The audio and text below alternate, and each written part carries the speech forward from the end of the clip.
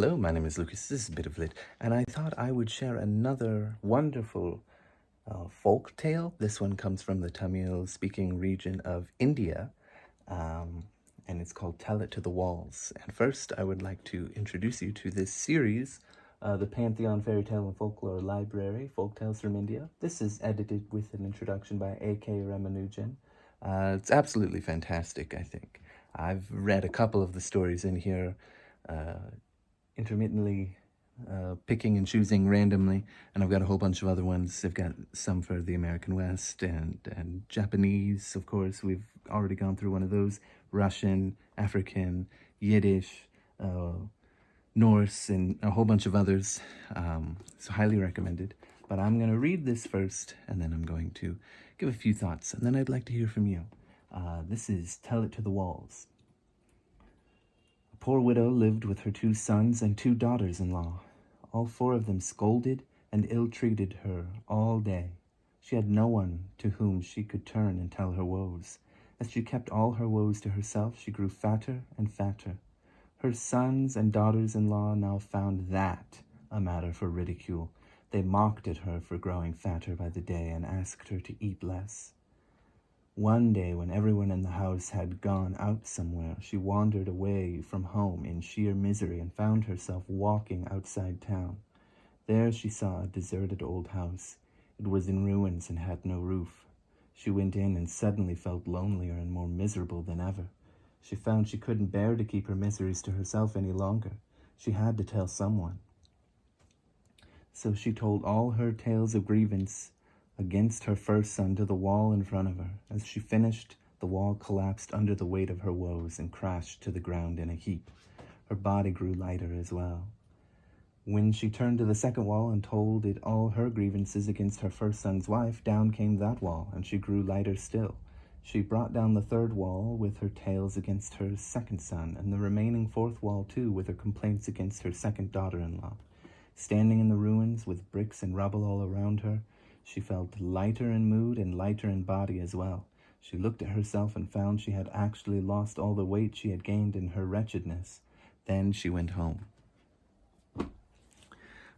So, lots of different things to pull from that. Probably some that I haven't picked up on yet, which is why I'd like to hear from you. First thing I notice, of course, is that,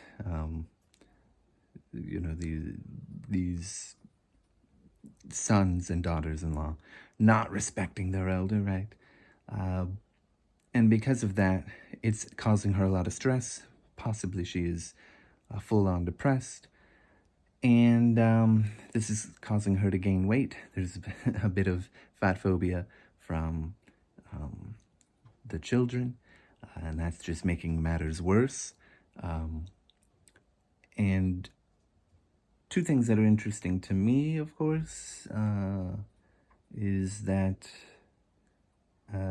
we can see from this story that carrying your burdens can ruin you in some ways without having someone to share, without having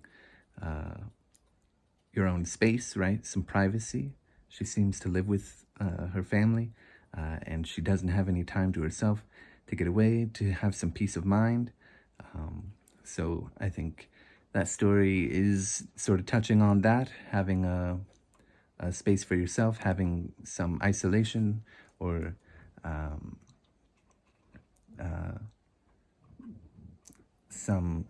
some boundaries like that to keep a distance in some respect, not to disassociate yourself from or sever yourself from family, because she does go home, of course, but just to have a time to yourself, a place to yourself. But also, of course, more importantly, like I said, holding these burdens in. As we see what happens to the walls, it ruins them, turns them into rubble. And I think that's the main takeaway, right? But I figured I would save that for last because I think it's the most clear.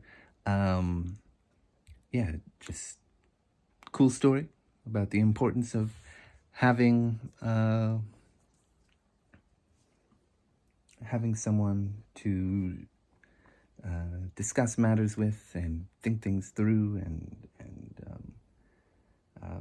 a way to deal with your mental health and these kind of things.